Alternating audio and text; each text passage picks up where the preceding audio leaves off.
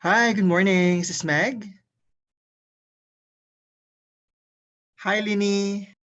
Hi, Monsi, Lini. This is Faith. I'm just gonna assign you as panelists and co-hosts. All right, that sounds great.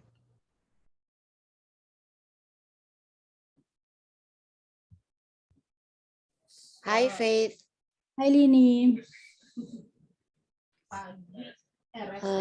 Can you let Anthony and Dali in? Well, Dali. And Andy? Yeah, but they haven't. They're not in the room yet. And Lucy? They're in the attendees room now. I'm sorry. They are in the attendees room now. Okay.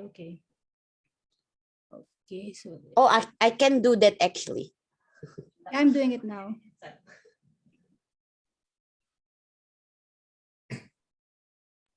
Lini, Faith, I just have a question.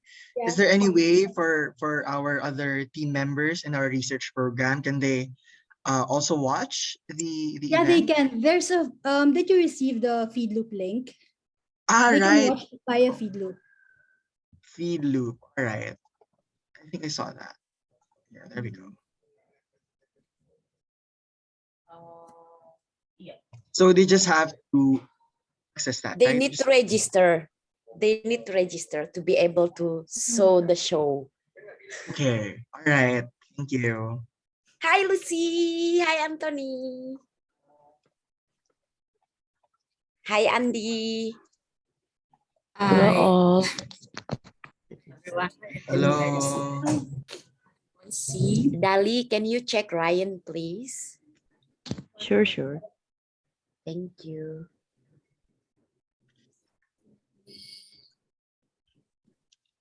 Too close to the video. So yeah, I think everyone's are already here. Faith and Dali will help us in the technical stuff. So if you folk have any difficulty in accessing or maybe we can just dry run test the audio and the video, yeah. Faith. Sure, Lini. We can start from Lucy. Can you check your audio if it's working? Testing 1 2 3 1 2 3. Okay, And great. loud and clear. All right. Yeah, clear. Anthony, video clear. Andy, can we check your audio if it's working? Hello. Hi. Yes. Okay. Yeah, it's okay. A bit echoing, but very minor. That's okay. Okay, and then Monsi, can we check your audio and your video if it's working well? Right. I think it's working. Yeah, it is. Okay. All right. Okay, yeah. Ryan, can we check your audio? Hello, good morning. Hi. Good morning. Hi. Yes. Okay. All right. So we have a captioner here as well, aside from Lucy, who will be our sign language interpreter. There will be also Richard here to help us with the captioner, with the closed caption. But Faith, can you help us how to activate the closed caption? Yeah, that's can what you I'm navigate doing. us? Yeah. Okay. All right. Just I let think us know if it's already work already. Yeah. Sorry, folks, I'm not feeling well for the past few days. So yeah, a bit coughing and all right, I'm going to try to share the video from Jelly.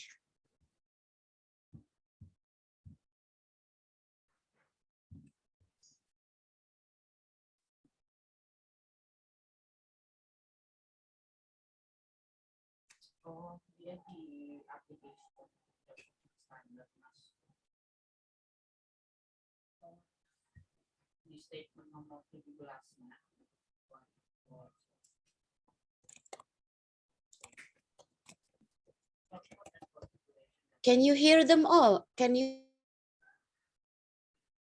We can see it, Lini. Yeah, I can see it. But there's no audio.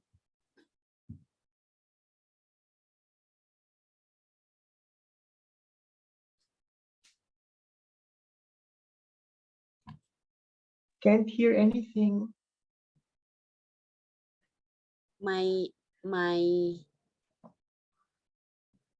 laptop is hang. Dali, can you share it from your The end? beginning of Okay.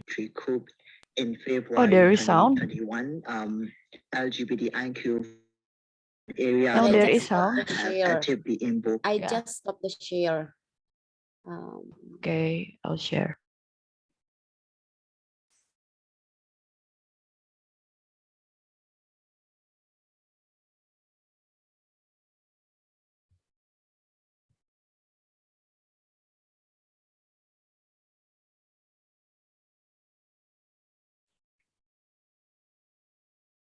Can you share the audio as well, Dali?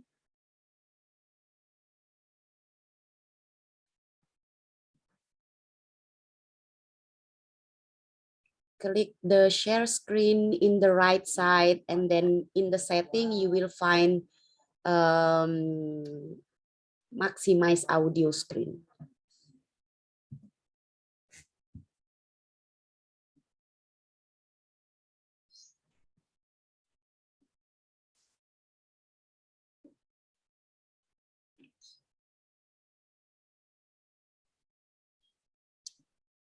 Okay, let me try it again from my end.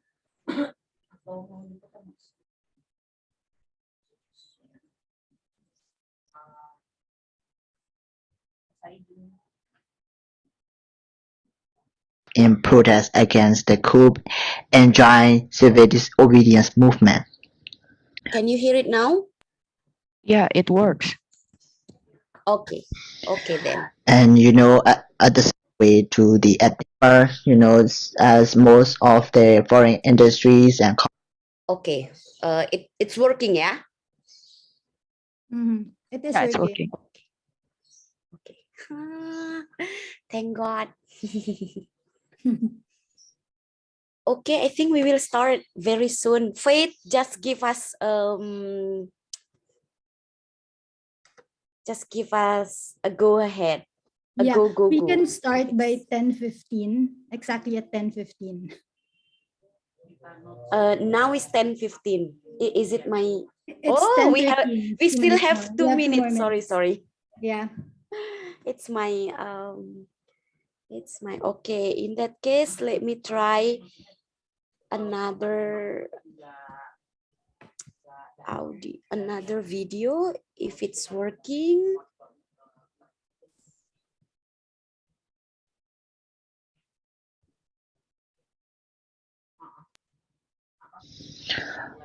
thank you so much for Oh, sorry.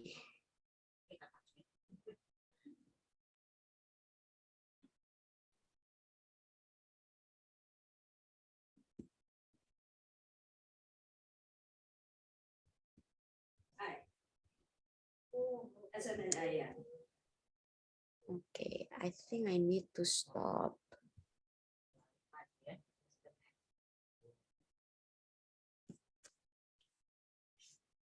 A cult, really. Lini, it's 10:14, so we have another minute. giving me a chance to. Okay then. All right, I think the audio and video working well. Let me share the agenda of today just to remind everyone. So opening session remark will be from Ryan, and then after Ryan we will start with Jelly's presentations. After Jelly's presentations, we'll go to Dr. Anthony. And then after Dr. Anthony, we'll go to Andy. And then after Andy, we'll go to Monsi. And then cultural performance, 7 minutes, open forum, Q&A for 20 minutes. And then we will have a closing synthesis, which is 5 minutes from Ryan, and then end of the session. That's all. 1 hour.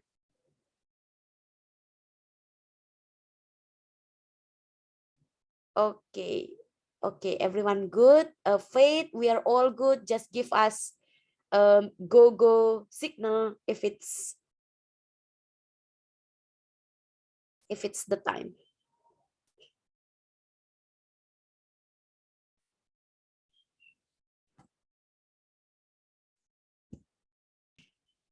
Lini, we can start. Good morning, everyone. Good afternoon, good evening, and good time, everyone, wherever you are joining now. Welcome to Out Summit 2021 by Outright Action International at our session Demystifying ASEAN, Building Solidarity among LGBTIQ activists in Southeast Asia, organized by us, ASEAN SOGIE Caucus. So ASEAN SOGIE Caucus is a queer human rights defender and activist in Southeast Asia, established since 2011. ASEAN SOGIE Caucus mainly to advocate the promotion of the protections of human rights of LGBTQIA, non-binary and gender diverse persons in Southeast Asia for inclusive ASEAN. This session will be an hour session with 3 orator speeches. Andi Suraida from Legal Dignity Malaysia, Jose Monfretsi from UPC Philippines, Dr. Anthony Chong from LGBT Deaf Community, Union Club Malaysia, and an update from Myanmar. It will be delivered pre-recorded video anonymously, and then the session remark from our executive director. So without further ado, we will invite our executive director to give a session remark of this session, ASEAN SOGIE Caucus sessions. It will be delivered by Ryan Silverio. Ryan Silverio is our executive director working in this field, in this human rights advocacy work for more than 20 years. I will over the mic and the screen to Ryan Silverio, the executive director of ASEAN SOGIE Caucus. Ryan, please take it over. Thank you so much, Lini. Good morning, good afternoon, good evening to everybody. Thank you for this opportunity and thank you so much for joining our session today.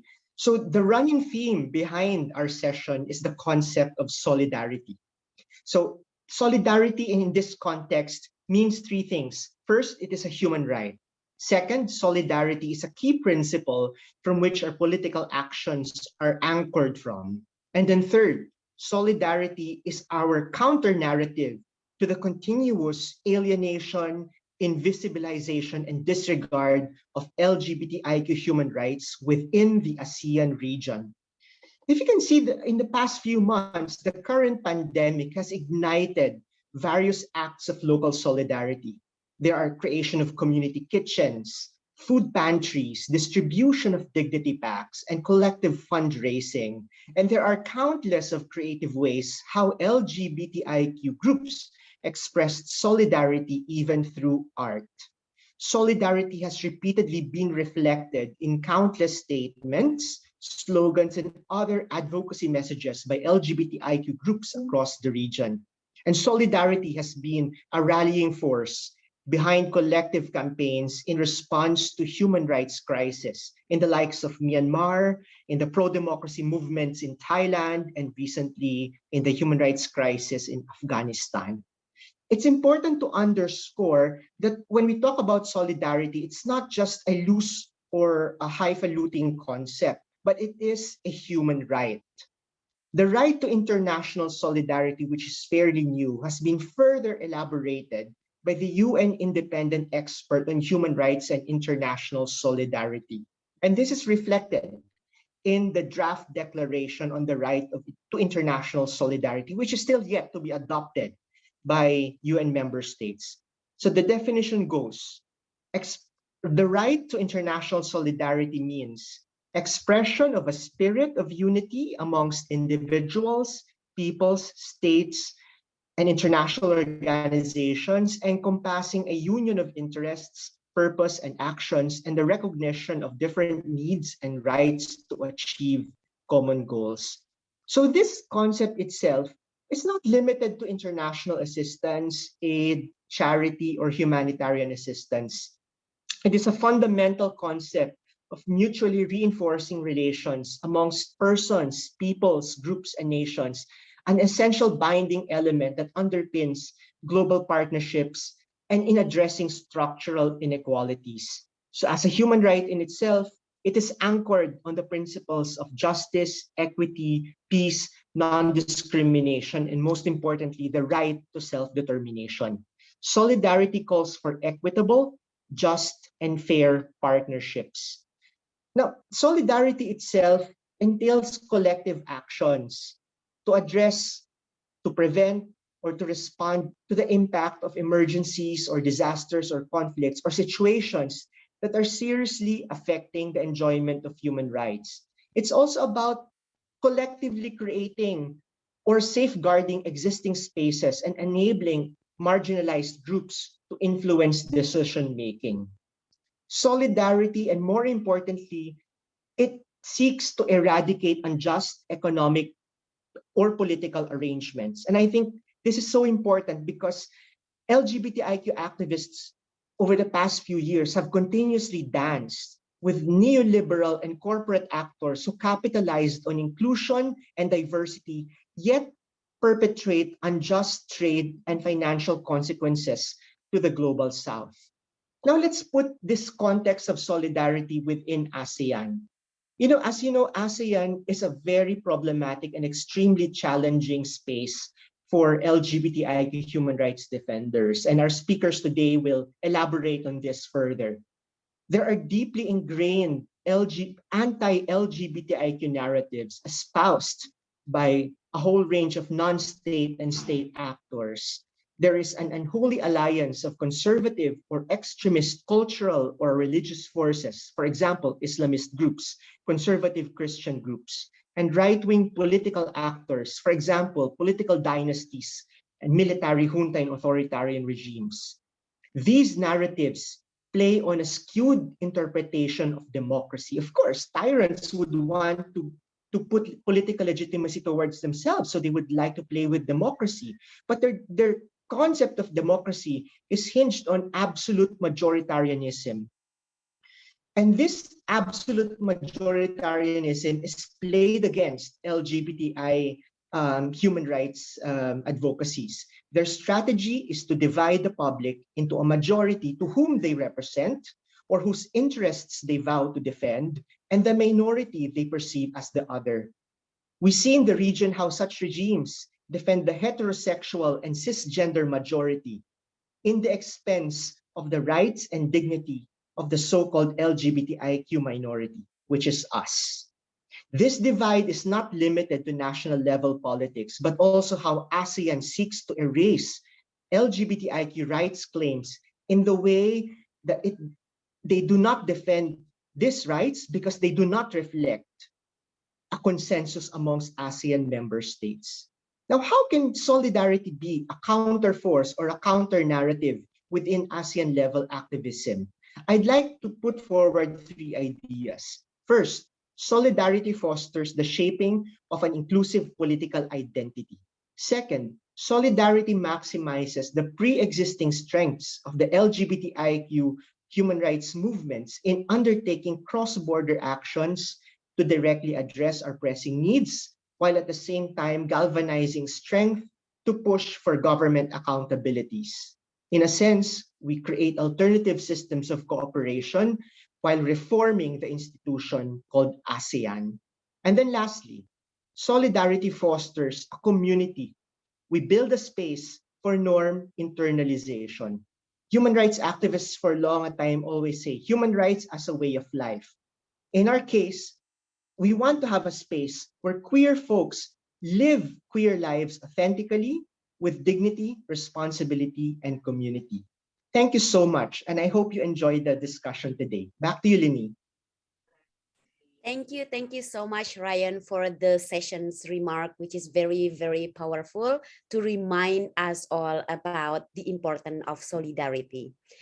Everyone who joining us in this Zoom room and who joining us in the web TV, we providing the closed caption, which you can just click the live transcript button in the right. So if you need it, please just click the live transcript in the right button. We also provide sign language interpreter, which is Lucy with us, who will accompany us over the session. All right, from the session remark delivered by Ryan Silverio, we will now move on to the update from Myanmar.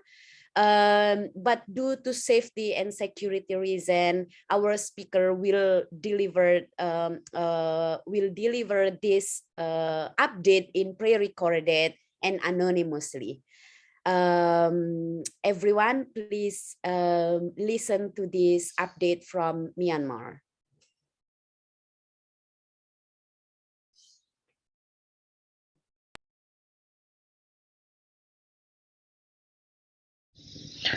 Thank you so much for giving me a chance to present the journey of LGBTIQ in pro-democracy movement in Myanmar.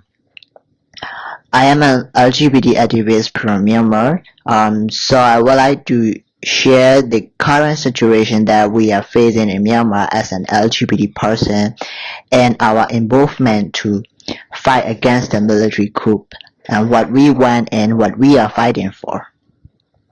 So as you may know, since the beginning of the military coup in February 2021, LGBTIQ from different areas of Myanmar have actively involved in protests against the coup and joined civil disobedience movement. And at the same time, National Unity Government (NUG), which is a shadow government that includes some member of parliament that we elected in 2020 election, and as well as some representative from different ethnic groups, was founded after the coup. So, according to the update report of Assistant Association for Political Prisoners and the NUG report, 1,303 people were killed and 10,685 were arrested. So amongst those people, at least 12 were LGBTIQ and who were shot dead while participating in Spring Revolution, and 73 been arrested or warranted, including our friends LGBTIQ activists, and 65 still being detained, and 28 LGBT either in hiding or running away to the ethnic control areas. So among the people who were arrested, LGBT people were being targeted for persecution and humiliated and even sexually abused than the other people. We had the news from the LGBT people who were arrested and their experience how they were persecuted and sexually abused. So we feel very sad and angry on kind of thing that LGBT people suffer more than the other people. Because the military hunter use sexual violation as a weapon as usual. And moreover, as most of the foreign industries and companies are leaving Myanmar, and some LGBTIQ working at the government sectors are joining the civil disobedience movement. The number of jobless LGBTIQ began higher, and compared with the other people, it is very difficult for LGBT people to find a new job. Um, and another challenge is like many LGBTIQ organizations face a financial issue because the military restrict the banking system in Myanmar, including the international bank transfer. Yeah, and some international organizations are also leaving Myanmar and ending their projects. So it is very sad to say that instead of moving forward, and we are now like moving backward, and we lost so many opportunities for the development of country. Uh, it's been already over 10 months that we are living in danger and facing so many human rights violations, and some even leaving their home and become jobless. Um, and also we had the news like so many people were killed by military hunter, including the young people, women and children. And yeah, even though we are facing so many challenges and issues, we are still protesting against the military coup until now.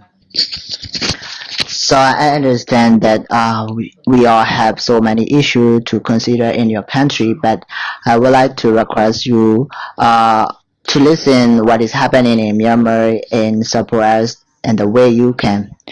So at the point, I would like to share the recommendation of the shadow government and UG release in their report.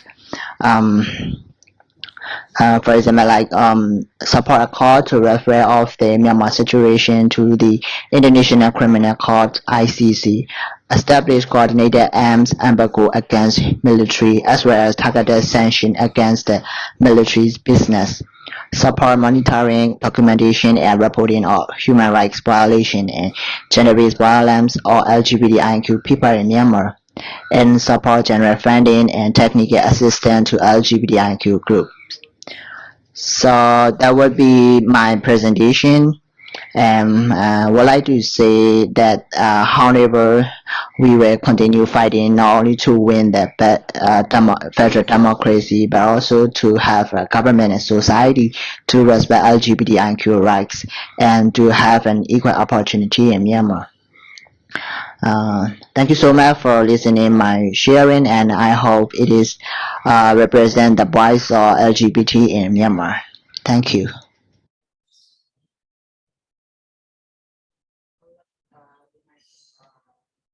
Thank you so much, everyone, for listening to an update from Myanmar. Very unfortunate that our siblings cannot be able to join us, even though virtually, for the sake of the safety and the security. So that was it. That was the update from Myanmar, and clearly that our queer siblings folk in Myanmar need our support regionally and internationally.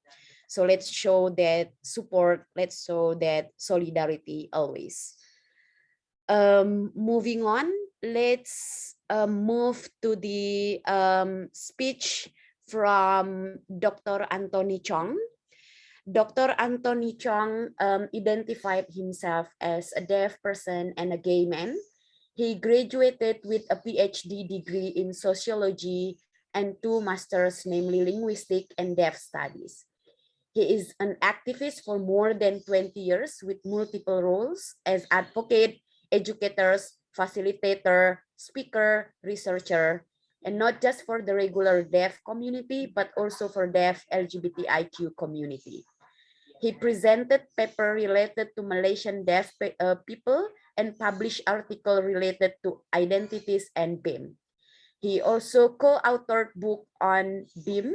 His most recently completed Malaysian Sign Language or BIM PUM project was describing his life as deaf person and deaf LGBTIQ, with his fellow deaf LGBTIQ describing their life as deaf queer, both whom also shared similar oppressive experience. Without further ado, let's call Dr. Anthony Chong. Microphone and screen over to you, Dr. Anthony.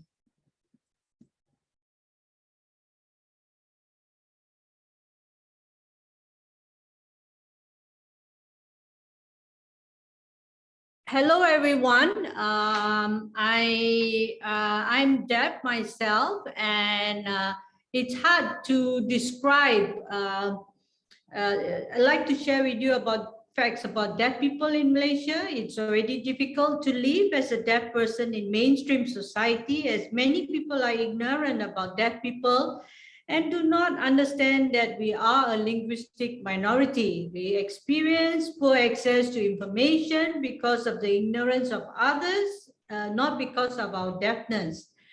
We are compelled to spend time and money on speech therapy, even though such therapy does not work for many of us. Despite its futility, people around us continue that we give importance to speech therapy. This has caused us to lose valuable time, money, and energy in fruitless efforts towards mastering of oral language or oral communication. If we could pursue self-empowerment via sign language, which is our natural language, we would acquire sufficient literacy skills to access information in the mass media and other sources to function better.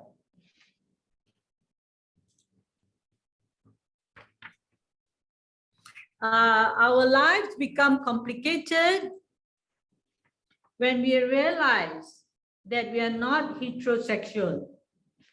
We become fearful and do not know what to do with this self-realization. We learn from stories of others and from the movies that it is not safe to live with an LGBTIQ identity. The worst has happened to those who have revealed their queer identity. They have been forced to go through the conversion therapy. We feel at ease when we find other deaf persons with LGBTIQ. Thus, it took a long time for the deaf to establish this community, as we have to be this secret. And we are unable to identify LGBTIQ by appearance alone. Deaf people with LGBTIQ have to deal with rejection and oppression from both outside and within the deaf community itself. There are many deaf people who are ignorant about the queer identity, hence they give a hard time to those who are not straight. Deaf people with LGBTIQ identity do not have enough resources for self-defense to protect themselves. They are unable to explain why they behave differently from straight deaf persons and to deal effectively when challenged. The SOGIE's workshop with the deaf LGBTIQ group revealed that many of us do not understand our identity fully. This hampers our ability to live meaningful lives. We have learned that the deaf LGBTQ in other countries, ASEAN countries, face similar issues due to limited access to information. So we ask, what does this mean? It means that we must promote more awareness among peers within the community, support deaf people to gain higher literacy on LGBTIQ issues and related matters. One of the ways is to use our language, which is the Malaysian Sign Language, or BIM in short, to increase such awareness, to plant the seeds of leadership and advocacy within the community as a learning process to create new leaders for the coming years. The new leaders should be capable of empowering deaf people in ASEAN countries through networking and using the international signs.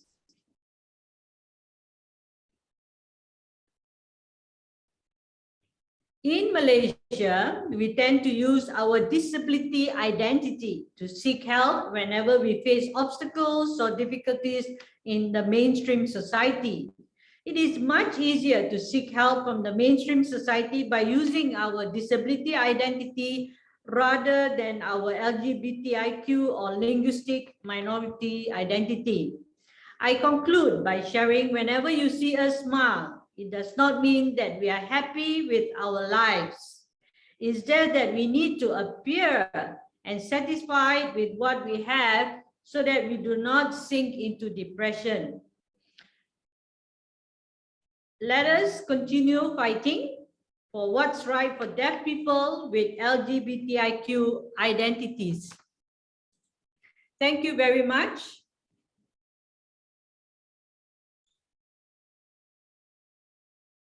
Thank you so much, Dr. Anthony. Dr. Anthony's speech really reminds us that if we want to build solidarity regionally and globally, we must include and we must consider the LGBTIQ queer siblings that also in disability community. Thank you so much, Dr. Anthony. Next, let's move on to the speech from Andi Suraida. Andi Suraida, pronounced she or her, is a feminist activist who is concerned with issues of gender and equality, religious pluralism, and liberty. She is a co-founder of Legal Dignity, a queer-affirming legal organizations that provide legal help and information to ensure that Malaysia's gender diverse community has meaningful access to justice. She enjoys getting down with nature in her spare time. Let's call on Andi Suraida. Andi, please take it over. Hello, everyone. Thank you so much, Lini. The title of my speech is From Malaysia to Myanmar, in Misery and in Comfort. As a Malaysian with a colonial legacy of criminalizing consenting same-sex sexual relationships, plural gender identities, Muslims who are of diverse Soji sect bear the double burden of being criminalized under a pseudo-dual legal system, despite the fact that this system has been constitutionally challenged. While the federal law criminalizes homosexual conduct and imposes a higher sentence of death penalty and fine, Sharia laws similarly penalize Soji sect-related offenses to the utmost extent permitted by Malaysia's Sharia courts. Recently, Nur Sajad, a Malaysian cosmetics businesswoman with a huge social media following, was recently arrested by the Thai Immigration Department in response to a Malaysian government request. The incident occurred against a context of increased restrictions on religious freedom and rising anti-LGBT attitudes. According to the news reports, Sajad was arrested and charged with a violation of the Selangor Sharia Criminal Offences Enactment for insulting the religion of Islam merely for cross-dressing. Harassment directed against Sajad was not an isolated instance. She was forced to flee the country due to the state's continual persecution and harassment. Punitive legislation legitimizes violence and discrimination against the LGBTQ community, while also increasing social stigma. We look to our neighbors, Brunei, Singapore, and Myanmar, who share a colonial heritage with us and face the weight of arbitrary crime, danger, and much more. Legislative structures and social mindsets antagonistic to LGBTQ equality continue to be infiltrated by discriminatory legislation. Notably, none of the 4 nations has ratified the International Covenant on Civil and Political Rights, ICCPR. In the recent unsuccessful attempt to remove the sodomy law in Singapore, the Singapore High Court judge was quoted in saying, Section 377 capital A serves the purpose of safeguarding public morality by showing societal moral disapproval of male homosexual acts. The values and beliefs of the majority were also cited as to why the law should not be removed. Brunei criminalizes homosexuality under their Sharia law and is punishable by up to 10 years in prison. Post-2013, the amendment to its laws was made where a person found guilty under the law can be stoned to death while lesbian sex carries a different penalty of 40 strokes of the cane and or a maximum of 10 years in jail. Despite the announcement made in 2019 by the government on the capital punishment moratorium is extended to its Sharia laws, LGBT individuals still live in fear. Aceh in Indonesia, which has an autonomous regional government, approved a law in 2009 that calls for up to 8.5 years in prison and 100 can lashes for premarital sex or homosexuality. The law applies to both male and female homosexual conduct. The region encourages vigilante public policing, creating an environment of fear and persecution for LGBT people. In 2018, 2 Malaysian women were sentenced to 6 strokes of caning in one of the conservative states in East Coast Peninsula, Malaysia, after admitting without counsel advice to having sex in violation of strict Sharia regulations that restrict sexual relations between women. While homosexuality is not illegal in Thailand, Laos, Cambodia, Vietnam, the Philippines, Timor-Leste, and Indonesia, except for Aceh and South Sumatra provinces, they face other institutional challenges on top of persistent prejudice and domestic and public violence. In Laos and Vietnam, for example, authoritarian governments have stifled institutional reforms. Despite the fact that the legislation in Vietnam now permits same-sex marriages, Clause 2, Article 8 of its Law of Marriage and Family does not recognize or protect such couples. The reform has had little practical effect. If such marriages are not recognized by the state, they will be unprotected by law in terms of personal and property rights. Then what about other discriminatory laws? Other punitive laws are also utilized throughout Southeast Asia that arbitrarily implemented and disproportionately affect LGBTQ persons. Anti-cross-dressing laws, for example, have been used in Malaysia and Myanmar. In countries where being an LGBTQ person is an offense and subject to the harsh punishments of law, people succumb to bullies, harassment, and blackmail for fear of their safety, being outed or being humiliated by the authorities. The fundamental question we must ask ourselves as Asian citizens are this: are we capable of more than reimagining history? What can we do to make our environments safer and to continue the critical work we are doing collectively? What level of international solidarity do we require? As an activist with a legal background, legal dignity exists to create a safe environment for sexual minority individuals to access the Malaysian legal system meaningfully, having witnessed the genuine barriers of such access in my professional work. Despite the dangers to their own lives and liberties, members of the LGBTQ community continue to demand their rights and reality against governments, authorities, and the general public. Their lived experiences in different contexts empower them to speak up, to shape, to define, and impact what it means to be an LGBTQ person in the 21st century. We also have seen LGBTQ individuals respond to violations of other people's rights by organizing and mobilizing in solidarity with other marginalized groups. For LGBTQ activists, the road to an Asian that promotes equality and justice for individuals for diverse SOGIE continues to be long and uphill battle. However, I have no doubt that activists like us, groups like us, are a source of hope to the region and the world, and that we now represent the LGBTQ+ individuals who belong here and are here to stay. Setia kawan selamanya. Thank you for listening.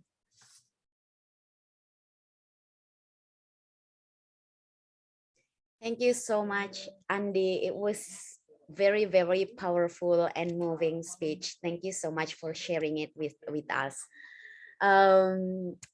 Again, you emphasize the solidarity, as Ryan mentioned earlier, and then mentioned again by the anonymous queer from Myanmar, mentioned by Dr. Anthony, and you emphasize it again. This is really important, how to build solidarity. But how are we going to build solidarity if the queer movement, queer organizing, still driven by the mainly driven by global north activism? Here we will listen to Jose Monfretsi or Monsi and the critics of the global north driven of the movement.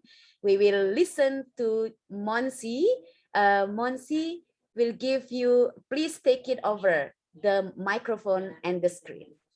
All right. Thank you so much, Lenny. And of course, thank you to Outright Action International and the ASEAN SOGIE Caucus for inviting all of us, all of us speakers here for this panel. And of course, thank you to those who spoke before me, who gave very exciting and very incisive commentary on our activism. And here, I'd like to share some provocations on mainstream LGBTQ activism. LGBTQ peoples have existed and played crucial roles in societies across Southeast Asia for the longest time. However, today, our lives have been marred by violence, discrimination, and exclusion from economic and political participation, as mentioned by our speakers earlier. And at the regional level, the responses from Southeast Asian governments and the Association of Southeast Asian Nations, or ASEAN, against SOGIE-based crimes and the disregard for LGBT rights are inexcusably unsatisfactory. And often religious beliefs have been invoked as grounds to deny us fundamental freedoms, such as the right to free expression, political association, family, health, and the like. Disavowal from gender stereotypes and sexual norms have always been met with harsh criticism and religious intolerance. But despite this challenge, pride groups, so named for our celebration of dignity, equality, and increased visibility of LGBTQ persons in the region, emerged to lobby for human rights. And these groups, whether loose or formal, inspire support from civil society organizations from the grassroots level to the regional. Well, it is generally accepted that many CSOs generally accept that sex and gender intersect with other realms of positionality, such as class, race, and ethnicity. Caution must still be made, as big-time non-government organizations and global institutions, such as the World Bank and the International Monetary Fund, the main drivers of neoliberal economics, convey heteronormative logics in projects such as the economic cost of homophobia, which monetizes the cost of discrimination. Corporate entities and Western states alike, in the global north especially, have co-opted mainstream LGBTQ activism as a scapegoat for exploitative and marginalizing actions. In contemporary parlance, this is called pinkwashing as well. For instance, nations that parade their queer friendliness have used LGBTQ issues as an excuse to embargo other countries pathologized as discriminatory to LGBTQ persons. And similarly, many corporate entities that espouse inclusive workplaces are the same companies that exploit their workers through contractualization and unlivable wages. These institutions shape and deploy symbols to frame issues that suit their purposes best. And instead of addressing the root causes of oppression, as in the heyday of queer liberation movements, these neoliberal enterprises allow for a consumption-centric citizenship to queer folk who have been withheld from civil participation. Sometimes, even we have fallen prey to an individualist and identity-centered activism. For example, some of us may find appealing a focus on same-sex marriage policy. However, we know that the diversity of LGBTQ experiences and needs cannot be boxed in a historically heteronormative institution. We may also cast doubt on adopting human rights discourse as the sole mechanism for LGBTQ advocacy, as a dominant discourse of human rights extended from the West to the global South may miss the point that sexualities will inevitably be regulated, oppressed, and stigmatized, while heterosexuality retains its privileged position as the unquestioned cultural norm defining what it is to be human. Heteronormativity is taken as a standard on which human rights are founded, and hence the issue of rights is posed in terms of equality with heterosexuals. We ask, can neoliberal capitalism, where all dimensions of our lives are subsumed by the market, end sexism and SOGIE-based marginalization? No way. Capital accumulation threatens LGBTQ lives given its dependence on gendered labor, labor production, and social reproduction. Rights such as same-sex marriage and cultural representation may be celebrated in superpower countries, but only insofar as a pool of heteronormatively gendered labor is available in peripheral nations. such as those in Southeast Asia.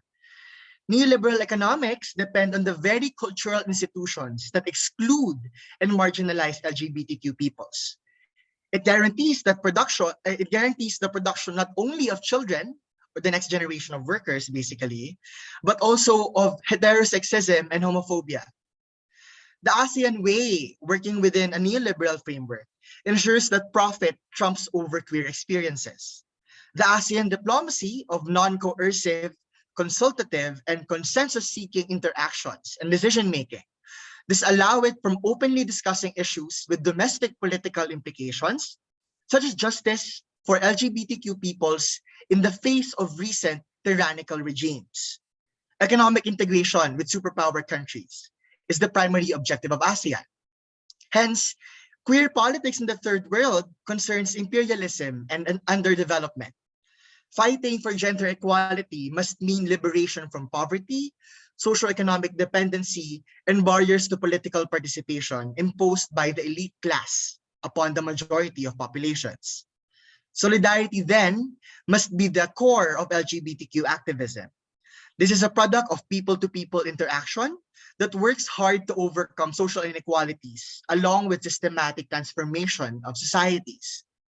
Emerging from the ideologies and histories of plurality and diversity, solidarity values the important cross-border political struggles of other communities. And the praxis or the practice behind solidarity as a right, as mentioned earlier by our co-panelists, concern the presence of a greater opportunity for people to learn from each other and build networks to assert better wages, housing, food sovereignty, and other rights for all marginalized sectors. The regional networks blossoming, especially in the last 2 decades, from cross-national campaigns among SOGIE-based organizations, are a fertile ground where advocacy that cuts across identity markers can actually be cultivated. The task at hand, therefore, is to revalorize our already shrinking space at the regional level outside the limits of activism allowed by neoliberal states. Thank you so much. That's all.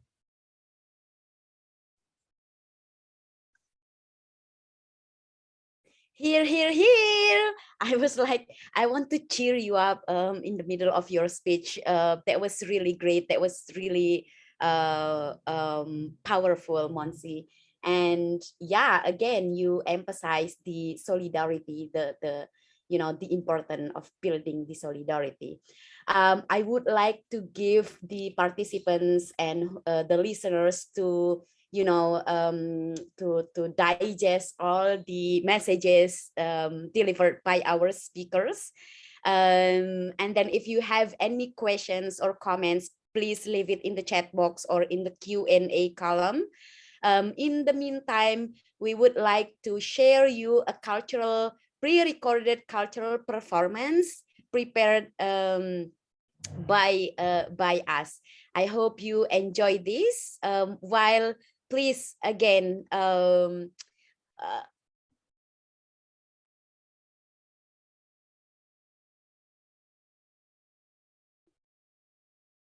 But when I woke up this morning, fuck my life.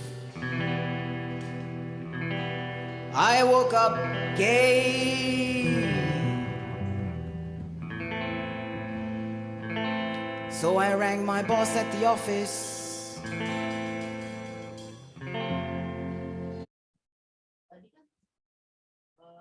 I said, boss, today MC, not coming into work. How do you expect me to work like this?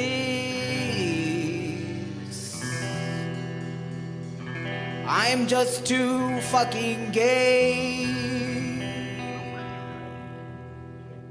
But everybody's gay. Everybody's gay. Everybody's gay. Everybody's gay, gay, gay, gay. Everybody's gay. Nói dối ngày đêm hấp hối, nói dối tình trai bay mau. Tại sao lại làm như thế?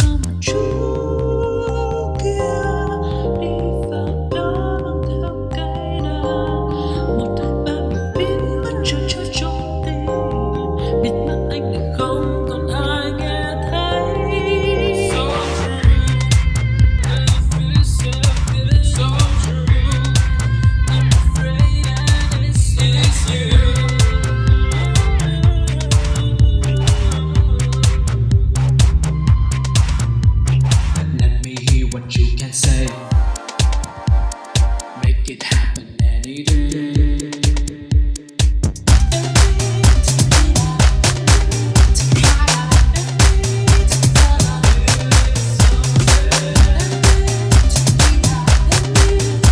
sih kalau rekomend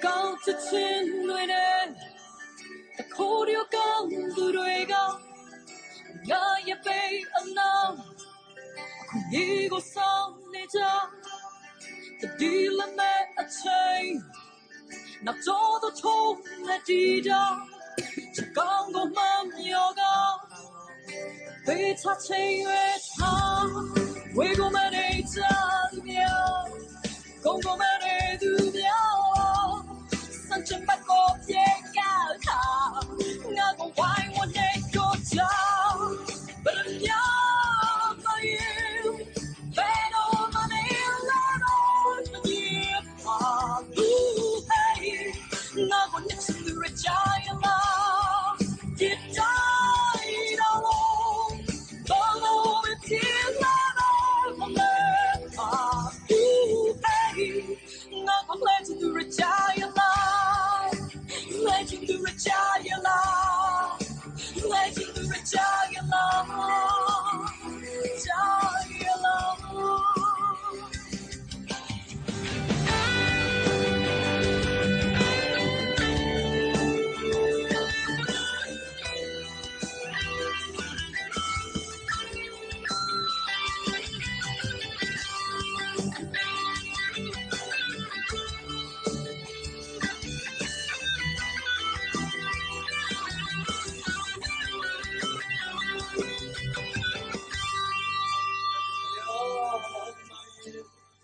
Pero manilele manip 나도 내 친구를 자유라 이타이야로 널로 웬길레베 나고 레전드를 자유라 버릇야 나의 내노 만일레베 manip 나고 내 친구를 자유라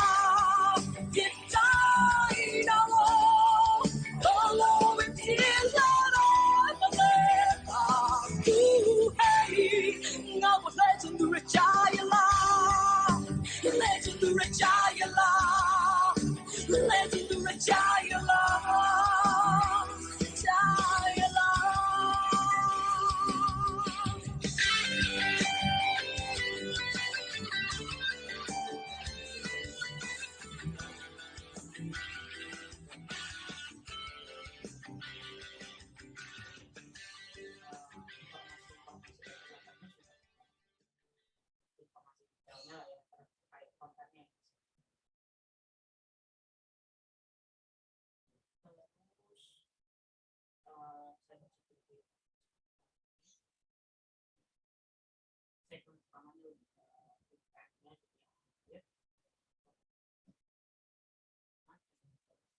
So that was the cultural, pre-recorded cultural performance that we prepared special for today's session at Out Summit 2021 by Outright Action International.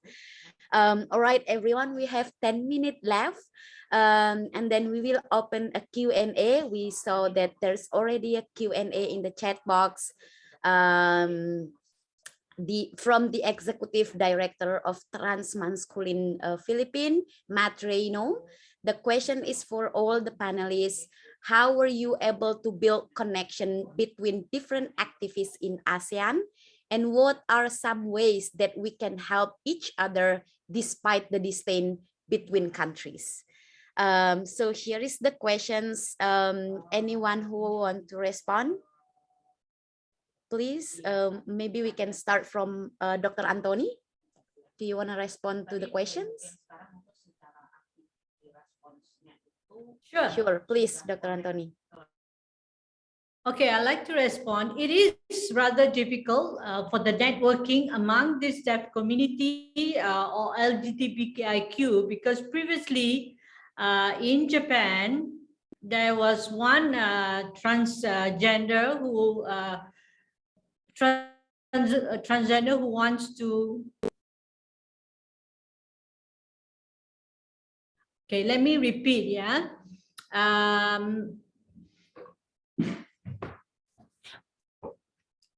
There was someone who wanted to provide the funding to make like a conference for the deaf LGBTIQ in ASEAN countries.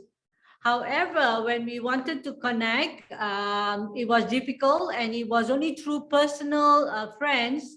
And finally, the offer or asked me personally. But I don't think like even Malaysia or some countries are ready enough to have this networking. So that's how I feel. Thank you so much, Dr. Anthony. And we must improve that connection as per Dr. Anthony share with us. Thank you. Monsi, you open the camera. You want to share with us? Please take it over. Right. Thank you, Lenny. Thank you, Anthony. I'd just like to respond to Matt. It's a very good question, and I think that it's very relevant because the Southeast Asian region is lagging behind the response to the COVID-19 pandemic, right?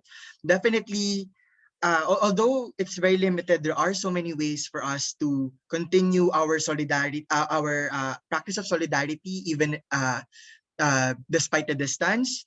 We could always continue our people-to-people or P2P exchanges, which is, I think, we think in our research program, one of the best ways to start to start practicing solidarity. People-to-people exchanges wherein different organizations and also communities share their knowledge, expertise, and also experiences among each other. And I think this could also be done online. Actually, we at least in our experience, we had a lot of online meetings and activities, which actually are people-to-people exchanges, wherein different communities, different organizations share their activities and their knowledges about LGBTQ experiences. For example, we had before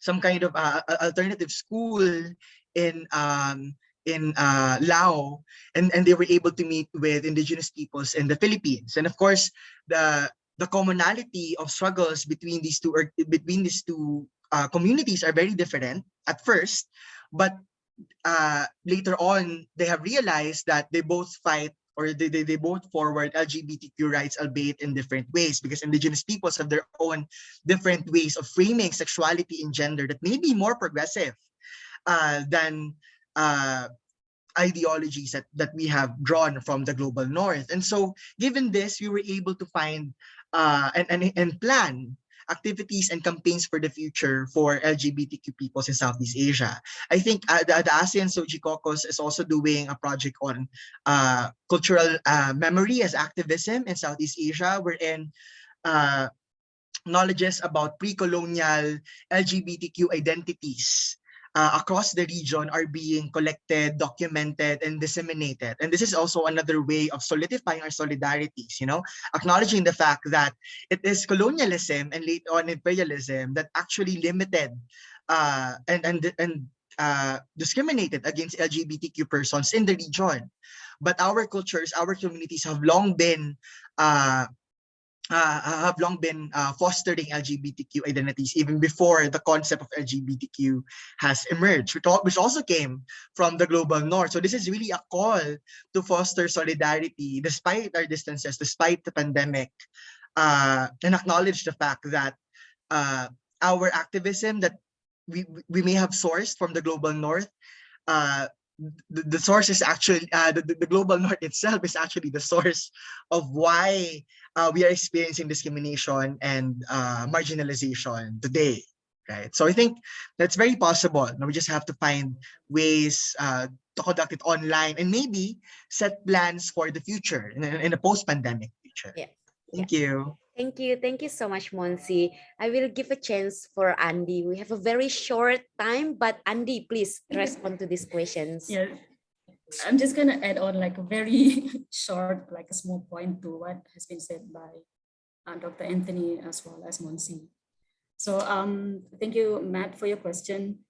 But I think it's really a challenge, even within Malaysia, you know, due to our geographical landscape, some of us, especially over the Borneo Islands, those who are in the East Malaysia, Sabah and Sarawak, can also be disconnected from the mainstream networking and also to some extent advocacy. So I guess it lies on the proactive efforts and also like throwing some creativities for those who are at the more privileged locations or spaces, which requires also consistency to establish networking. And I guess this formulation could also apply, to Southeast Asia regions. Thank you. That's all. Thank you. Thanks, Andy. We have another questions, but we are really sorry. We have a very limited time. The questions very provoking, but let's discuss in another space. Now I would like to invite Ryan to give a synthesis for our session today, and then let's close the session after. Ryan, please take it over. Thanks, Lini. I really, really wish we have a lot of time for interactions. That's community building is all about. You have to have time for conversations, especially when actors within those conversations also need to have some more time to adjust, to learn, and to ferment the ideas that were thrown into the basket, into the space. So 3 points. Number one, in activism, we deal with both instrumental and expressive approaches. Instrumental approaches are necessary. We need to target policy reforms. We need to restructure institutions, particularly ASEAN and the member states. And in this case, we see that in the region, there's a lot of work around this in terms of decriminalizing LGBTI persons, eradicating all the oppressive policies that are ahead of us, and transforming governments to ensure that democratic systems are flourishing. In this case, cross-border advocacy and cross-border campaigns remain to be necessary. Number two, in terms of expressive approach, norm building is necessary. We are a growing movement within Southeast Asia, existing within a specific political identity that espouses inclusion, diversity, and social justice. This community has to flourish through people-to-people interactions, as pointed out by our speakers earlier. And at the same time, within this community, a growing critique against oppressive and unjust norms that are also being imposed upon us, specifically by the global north. We have deeply incorporated neoliberal policies and practices even within our own way of activism. And as Monsi pointed out, we have to have a strong critique towards this. Lastly, space. Who is within this space? For those who are within the space, are they given the opportunity to express themselves meaningfully? And this, I think, is the challenge that Dr. Anthony points to us. Reasonable accommodation, which is a core principle in the Convention on the Rights of Persons with Disabilities, is something that we also have to reflect in our own way of working. Language justice, eradicating barriers for those with disabilities to effectively participate in spaces for conversation, spaces for action are also necessary. So I do hope you learned something from our session. We only have 1 hour, and it's not enough. I think we have other spaces to communicate and connect later on. Thank you.